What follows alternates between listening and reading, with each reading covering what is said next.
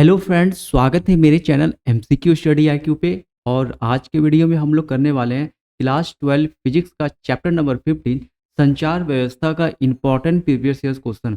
तो जो बच्चे 2025 में बिहार बोर्ड की तरफ से एग्जाम देने वाले हैं या 2026 में देंगे, तो ये वाला वीडियो काफ़ी ज़्यादा इंपॉर्टेंट है। और बच्चों, ये फिजिक्स का आज अंतिम चैप्टर है, संचार व्यवस्थाएं। मैंने पूरा 15 चैप्टर का 2024 तक का प्रीवियस ईयर्स क्वेश्चन करवा दिया है। जो बच्चे नहीं देखे हैं तो यही प्लेलिस्ट में आपको मिल जाएगा फिजिक्स चैप्टर वाइज। तो आप वहाँ पे जाके देख सकते हैं, हर एक चैप्टर का मैंने पूरा टोटल 2024 तक का प्रीवियस ईयर्स क्वेश्चन करवा दिए हैं, ठीक है। और एक मिनट, एक बात देखो, प्रीवियस ईयर्स क्वेश्चन से आपको हर एक चैप्टर से आपको 2 मार्क्स का प्रीवियस ईयर्स का क्वेश्चन देखने को मिलेगा, या उस रिलेटेड आपको क्वेश्चन देखने को मिलेगा। तो प्रीवियस ईयर्स बहुत ही ज़्यादा इंपॉर्टेंट है। आपको 100% प्रीवियस ईयर का सारा क्वेश्चन को कंप्लीट याद रहना चाहिए। तो ये आज का फिजिक्स का चैप्टर नंबर 15 लास्ट है, संचार व्यवस्थाएं। 2024 में और 2023 में इस चैप्टर से मात्र 3 नंबर का क्वेश्चन आया है। उसके पहले आपको बच्चों 2020 में पूछा है 2 नंबर का। तो ज़्यादा बड़ा चैप्टर नहीं है, छोटा ही चैप्टर है, लेकिन है इंपॉर्टेंट चैप्टर, इजी चैप्टर है। आपको 100% इस चैप्टर को छोड़ना नहीं है। ओके, देखो फर्स्ट क्वेश्चन क्या कर रहा है, संकीर्णन का मापन किया जाता है। ये 2024 में ये प्रश्न पूछा गया, नैरोइंग इज मेजर्ड। तो सिग्नल वगैरह है बच्चों इसमें, जैसा आपको कम्युनिकेशन सिस्टम पता चल रहा है। तो देखो, जो नैरोइंग है, जो संकीर्णन का मापन मापन करते हैं वो डेसिबल में करते हैं। किसमें करते हैं? डेसिबल में करते हैं। ठीक ऐसा ही क्वेश्चन पूछा गया है कुछ साल पहलू में, ठीक है, कुछ साल पहले यानी 2021 में ऐसा क्वेश्चन एक पूछा गया है। संचार उपग्रह की पृथ्वी की सतह से दूरी है। ये 2024 में ये प्रश्न पूछा गया है, संचार उपग्रह की पृथ्वी की सतह से दूरी है। What is the distance of the communication satellite from the earth surface. ये हो जाएगा 36,000 किलोमीटर। जो ऑप्शन नंबर ए हो जाएगा यहाँ पे राइट आंसर, ठीक है।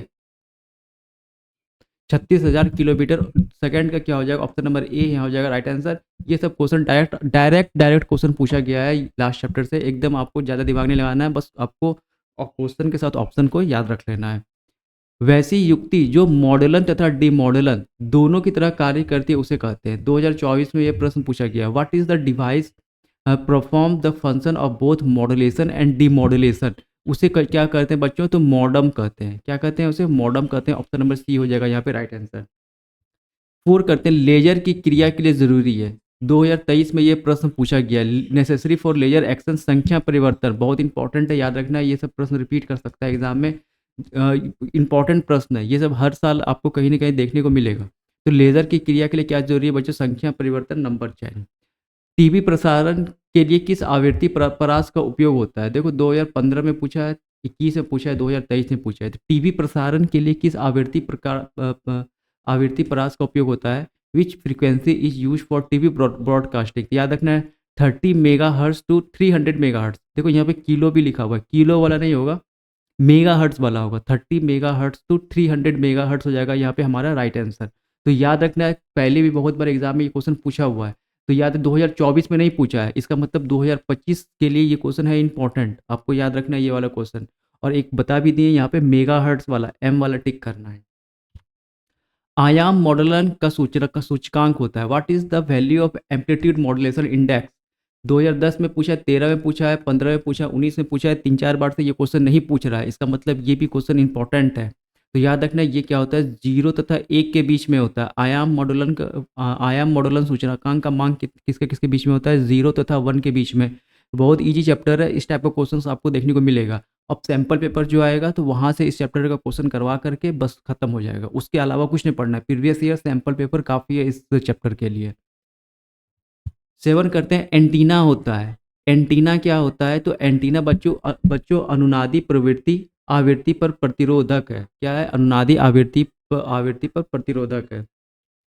8 करते हैं, स्काई वेव संचार आधारित है। Sky wave communication is based upon. 8 number का हो जाएगा राइट आंसर, आयन मंडल द्वारा परिवर्तन पर, reflection by ionosphere. Option number A हो जाएगा यहाँ पे हमारा क्या राइट आंसर। ये 2021 में ये प्रश्न आपसे पूछा गया है। क्वेश्चन नंबर 9 करते हैं, तो ये भी आपको अच्छे से याद रखना है, प्रीवियस ईयर का क्वेश्चन है ये। स्काई वेव संचार आधारित है, आयन मंडल द्वारा परिवर्तन पर। क्षीणता को मापने के लिए निम्नलिखित में से कौन सा मात्रक सही है? Which of the following unit correct for measuring signal loss. क्षीणता को मापने के लिए डेसिबल बताए थे। जो फर्स्ट क्वेश्चन था उसका भी ऐसा यूनिट क्या था बच्चों? डेसिबल ही था, ठीक है। तो ऑप्शन नंबर ए हो जाएगा यहाँ पे हमारा राइट आंसर। क्वेश्चन नंबर करते हैं 10।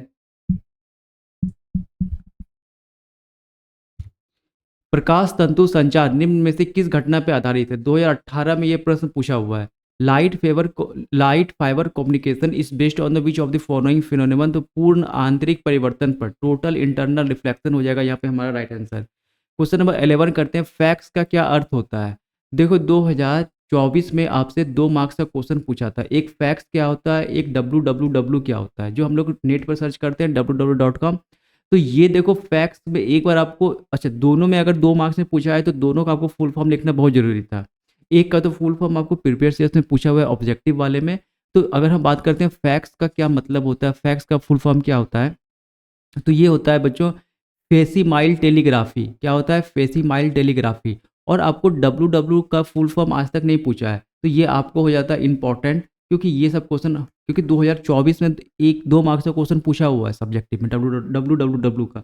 तो अब डब्ल्यू डब्ल्यू डब्ल्यू का फुल फॉर्म आपको याद रखना है, हो सकता है ऑब्जेक्टिव पूछ दे। याद रखना बच्चों, wide world wide web. English में भी यही होता है, वर्ल्ड वाइड वेब, ठीक है, वर्ल्ड वाइड वेब। तो ये होता है हमारा डब्ल्यू डब्ल्यू डब्ल्यू का फुल फॉर्म, और फैक्स का फुल फॉर्म पूछा हुआ है। तो दोनों इंपॉर्टेंट है, दोनों महत्वपूर्ण, आपको याद रखना। फैक्स का फुल फॉर्म होता है फेसिमाइल टेलीग्राफी, और डब्ल्यू डब्ल्यू डब्ल्यू का फुल फॉर्म होता है वर्ल्ड वाइड वेब।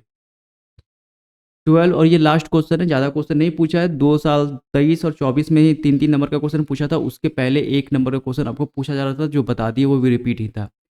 यूएचएफ आवृत्ति तरंगें आमतौर पर कैसे प्रसारित होती है? How are the UHF frequency are usually transmitted. तो ये हो जाएगा बच्चों आकाश तरंगे। आकाश तरंगे पे ये आधारित होता है, ठीक है, स्काई वेव प्रोपोगेशन पे ये आधारित होता है, याद रखना है। तो 12 का क्या हो जाएगा? ऑप्शन नंबर डी हमारा हो जाएगा यहाँ पे क्या, बिल्कुल राइट आंसर। इंपॉर्टेंट प्रश्न है, जितना भी करवाए हैं 12 प्रश्न ही था, 12 का 12 इंपॉर्टेंट है, याद रखना है। और इसके पहले एक डब्ल्यू डब्ल्यू डब्ल्यू का फुल फॉर्म आपको अच्छे से याद रखना है, ठीक है। एक टोटल इंटरनल रिफ्लेक्शन वाला याद रखना है, और एक छीनता वाला आपको, ये सब क्वेश्चन जितने भी है बच्चों आपको याद रखना है। ये जितने बार ये प्रश्न पूछा गया है, ये सब प्रश्न भी बहुत ज़्यादा इंपॉर्टेंट है, क्योंकि इतने बार आपको एग्जाम में पूछा हुआ है ये सब प्रश्न, ठीक है। तो मिलेंगे अगले वीडियो में, तब तक के लिए thank you, all the best.